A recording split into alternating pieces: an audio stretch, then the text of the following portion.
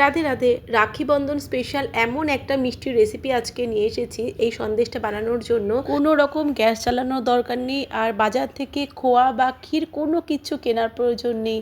ঘরোয়া উপকরণে মাত্র 5 মিনিটেই এই দারুণ স্বাদের কালাকাঁদ স্টাইলের কেশর সন্দেশটা কিন্তু তৈরি করে নিতে পারবেন।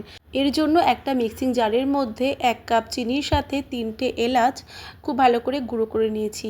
এবারে প্রায় 200 গ্রাম মতো বাজারের কেনা ফ্রেশ পনির এর সাথে অ্যাড করে মিক্সিটাকে আবারও একটু ঘুরিয়ে এইরকম একটা মিশ্রণ বানিয়ে নিয়েছি। মিশ্রণটাকে একটা পাত্রের মধ্যে ঢেলে নিয়ে অল্প একটু পনির হাতের সাহায্যে ক্রাম্বেল করে অ্যাড করেছি। এবার এর মধ্যে মিশিয়ে দিচ্ছি হাফ কাপ মতো গুঁড়ো দুধের সাথে হাফ কাপ ডেসিকেটেড কোকোনাট। নারকেল না থাকলে স্কিপ করতে পারেন, নারকেল দিলে পরিমাণটাও বাড়ে আর টেস্টটাও বেশ ভালো হয়।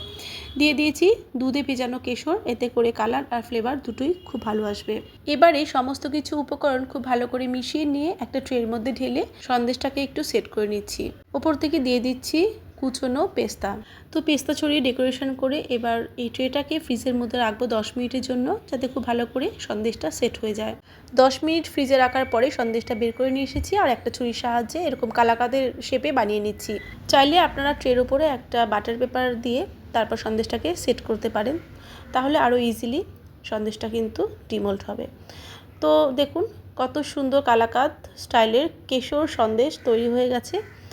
আর যেহেতু আমি অল্প একটু পনির শেষে ক্রাম্বেল করে দিয়েছিলাম, এর জন্য কি হয়েছে না, কালাকাঁদের মধ্যে যে একটা দানাদার ব্যাপার থাকে ঠিক সেই রকমই দানাদার টেক্সচারে এই কেশর কালাকাঁদ সন্দেশ কিন্তু তৈরি হয়ে গেছে। আর সন্দেশ প্রেমীদের নিশ্চয়ই দেখেই জিভে জল আসছে।